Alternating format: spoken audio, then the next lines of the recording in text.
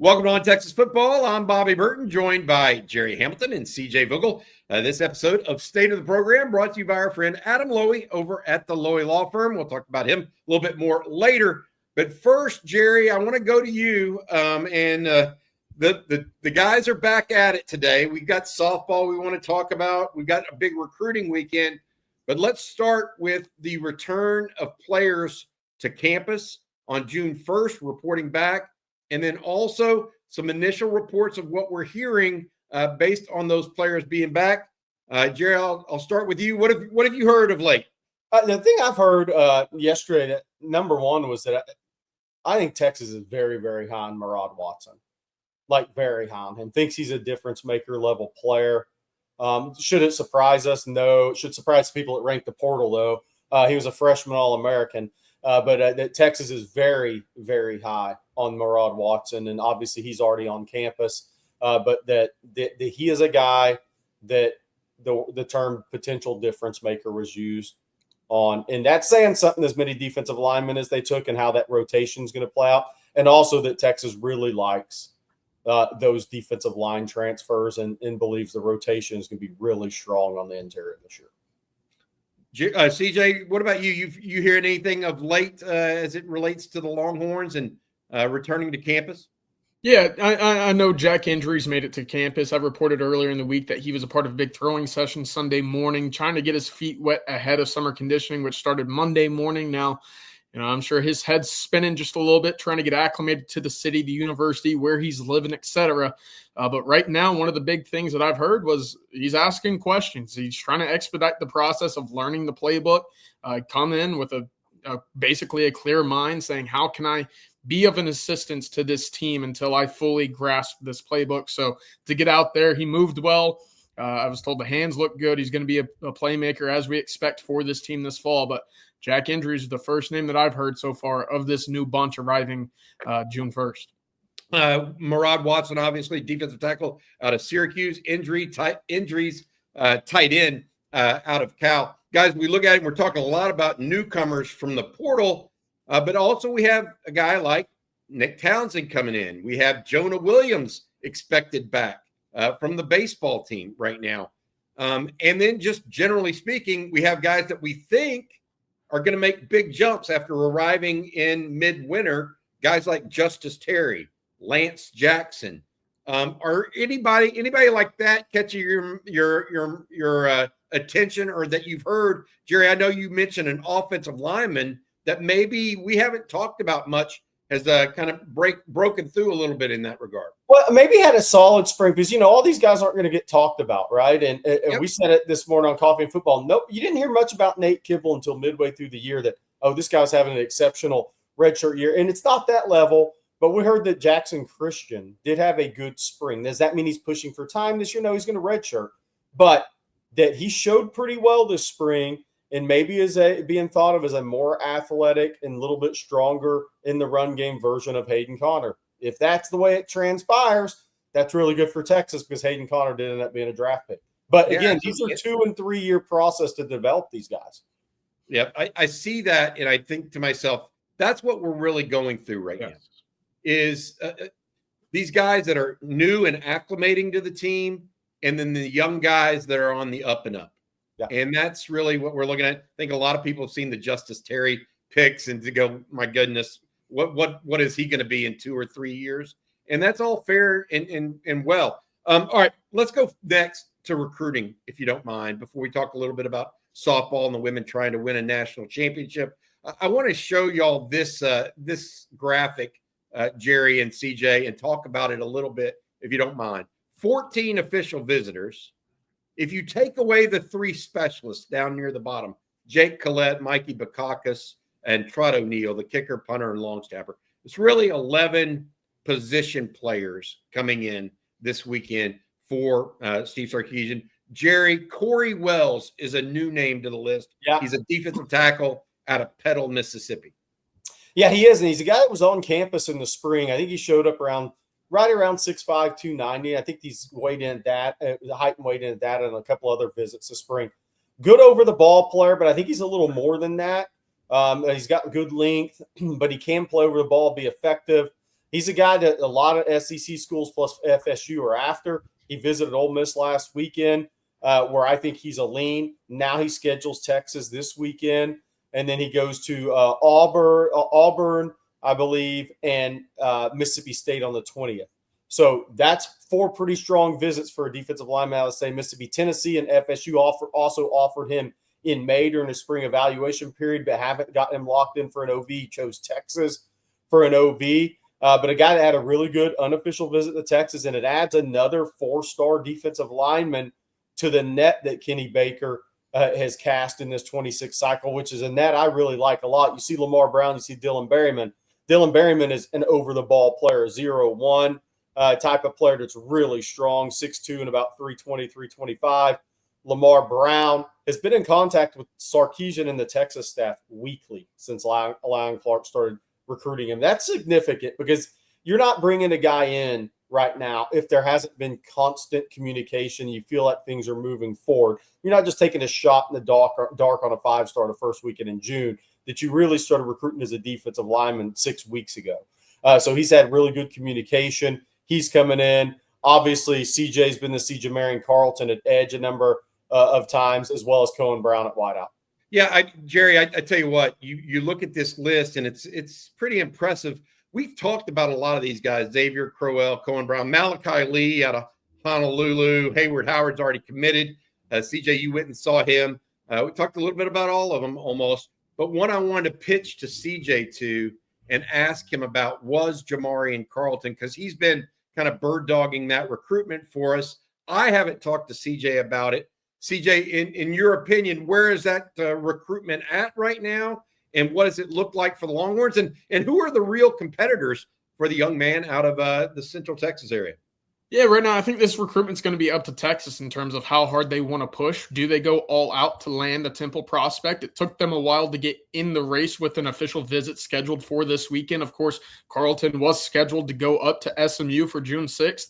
That has since changed following 2 visits from Alan Clark to Temple to go see him. So now that you're officially in the hunt, in the official visit hunt, if you will, for Jamarian Carlton, he was at LSU last weekend.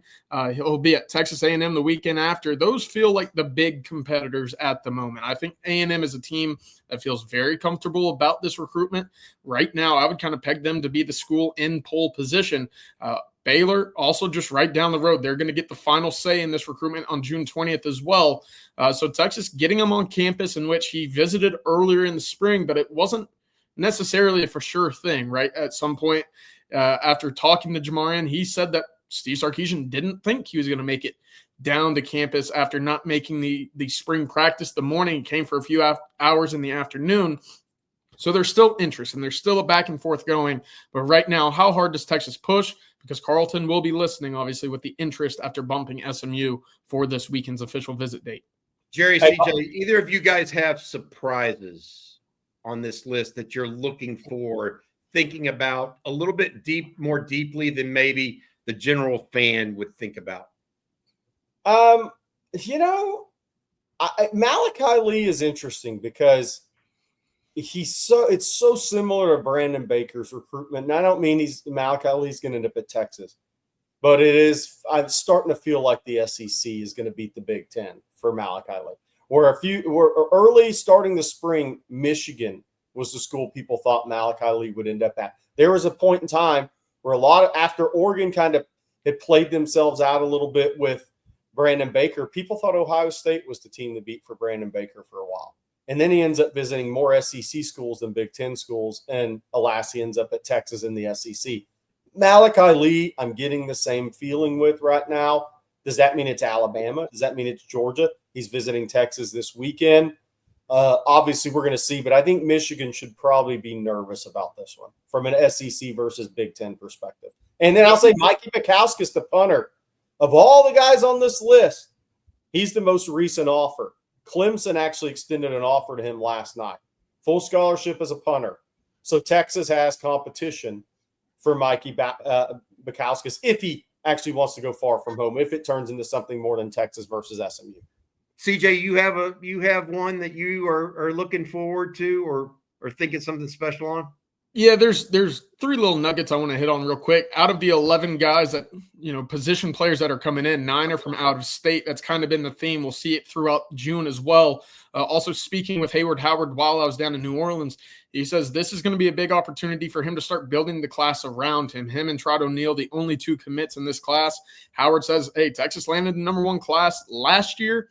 That's something that I want to be around as well for my recruiting cycle, see if Texas can stack back-to-back groups. But the interesting one for me specifically is Cohen Brown. And I know that we've talked about the wide receivers that Texas has recruited coming down the line, right? 2 commits that they were working to flip from elsewhere, Jabari Mack, Aaron Gregory, but Jalen Lott, Mason James, Caden Finley, and obviously Chris Stewart, who's in the fold. That's a pretty good group, pretty elite group, but Cohen Brown's that new name, if you will, to the wide receiving position. Recently decommitted from USC. Notre Dame is the top school in his recruitment at the moment, and he just took an official visit to Utah. Chris Jackson saw him twice in the spring. Let's see if anything moves after this official visit in terms of where he stands on the pecking order for the Longhorns. All right, I tell you what, I would say add Devon Benjamin to that list, because I think it's he's been a priority for Texas, a quiet priority, I think. A lot of people not mentioning him, but I think he's been a quiet priority at safety for Texas almost from the get-go since he reclassified from 27 to the class of 2026. And Bobby, he's kind of quiet because he's not out boisterous on social media. He's announcing his OVs like the week of. He's taking a different approach to this instead of having 17 tweets talking about all his visits and how many places he's going, and I'm the number 1 safety in America, and don't forget it type of tweets, right? He's not like that. He's taking the more of the measured approach to this recruiting process. So guys like that at times can get forgotten a little bit. But here's the thing about Devon Benjamin. Texas wants him. Michigan wants him. Ohio State, USC, Oregon, Miami. I mean, what more is there in recruiting right now? Completely get it. Hey, thank you so much. Before we move on to our next subject, thank you so much to Adam Lowy and the Lowy Law Firm for helping us here at On Texas Football. They can help you too if you've been injured in a car wreck, truck wreck, automobile accident of any kind, from 18-wheeler to an ATV, and think you might be due compensation. Give them a free, no-strings-attached call to see if you might be due compensation. Again, that's LowyLawFirm.com. 20-plus years of helping injured Texans. Thank you, Adam, for your support. Hey, guys, Texas plays for a national championship tonight.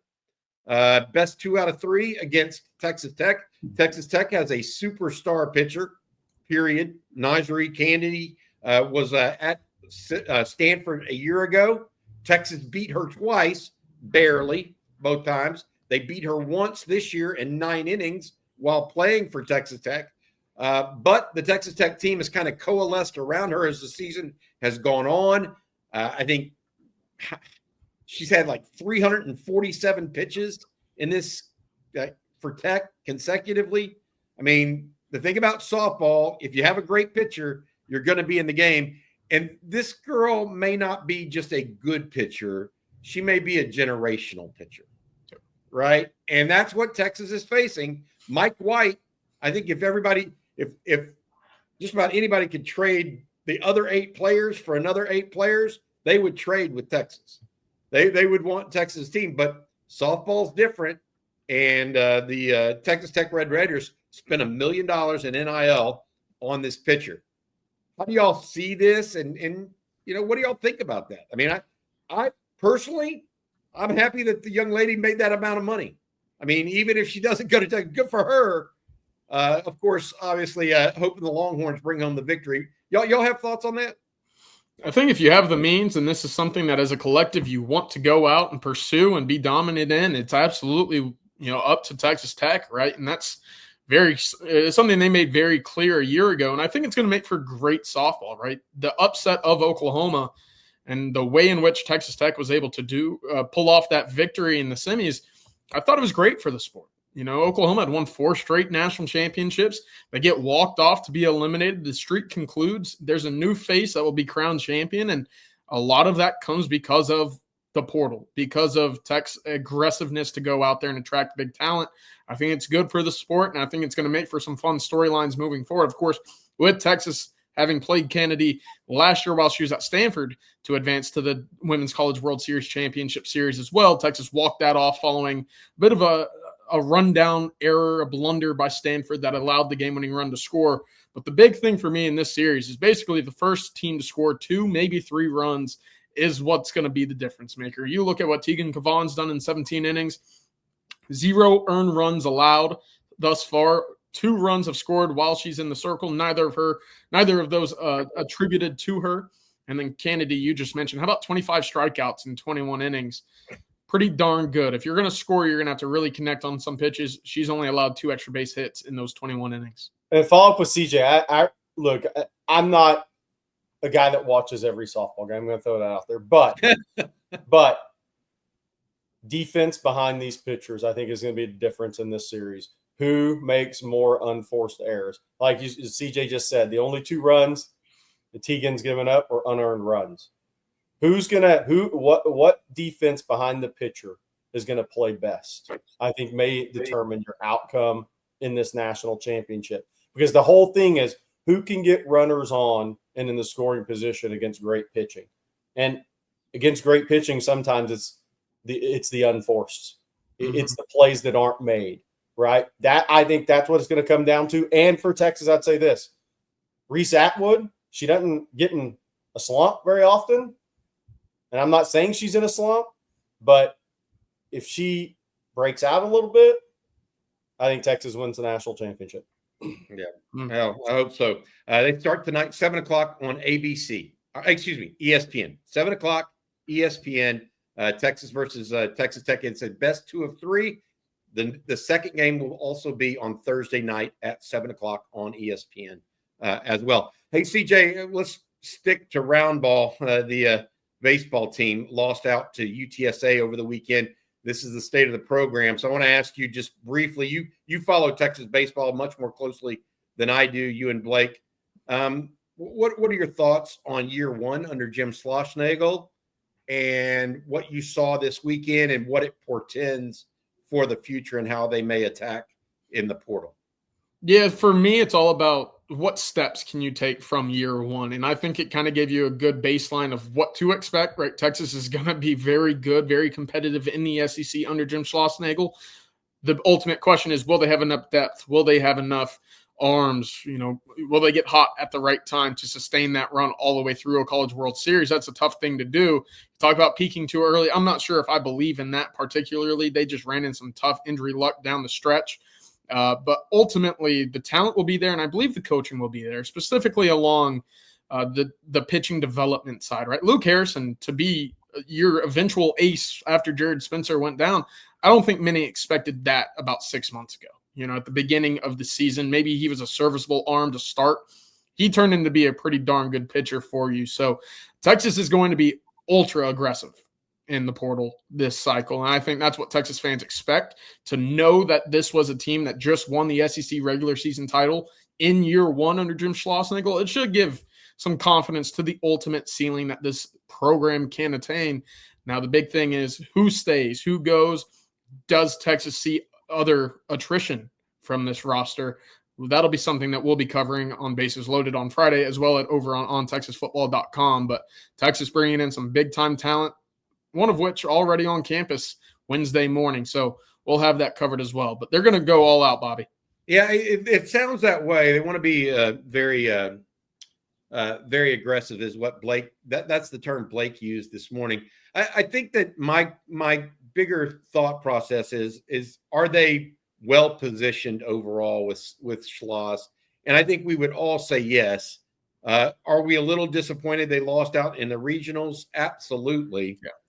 But I mean, he showed that just to turn the team around so quickly, like he did, I think speaks volumes. I really do, and I think it's a Texas baseball program in really good hands. All right, before we let folks go, you guys have anything else you want to add? I want to add this: Casey Hampton is up for the College Football Hall of Fame.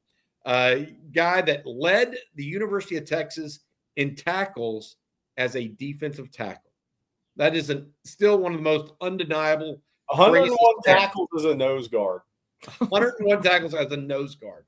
So hopefully Casey gets that selection is an ongoing process, but wanted to mention that. Anybody else have something they want to mention before we let folks go here on the state of the program? Yeah, I'm going to throw a little Wikipedia at you. For those, Najee Kennedy went to Topeka High School. They don't put out many, but when they do, they're great. Dean Smith went to Topeka High, the legendary basketball coach. They haven't put out many, but when they do, they tend to be great ones. Dean Smith and Najee Kennedy. There you go. Great. CJ, you have anything for us? Just welcome to summer. I think it's going to be exciting. Obviously, Texas gets kicked off on official visits this weekend. Some camps are still going throughout as well. Gerry, we're going to be at the airport waiting for these guys coming in. So it should be a fun month of Texas recruiting for this 26 class. Excited to see what comes from it. That's interesting. You mentioned the camp. They also have an elite camp on Thursday. That's tomorrow for young 27 and 20 class of 27, 28 guys. There won't be a bunch of news, we don't think, from that. But over the weekend, they did have 22 scholarship offers go out to those guys. And so we'll see if there's any subsequent to the camp, elite camp that begins tomorrow for those young guys as well. All right, that's going to do it for this episode, of On Texas Football State of the Program. Thanks again to Adam Lowy and the Lowy Law Firm for their support. Remember, give Adam and his firm a call if you think you might be due compensation after a collision or injury. Again, that's LowyLawFirm.com. Adam Lowy and his group have been helping injured Texans for 20 plus years. All right, for Gerry Hamilton, CJ Vogel, and our producer, Matt Hutchison, I'm Bobby Burton. This has been On Texas Football. Hook 'em.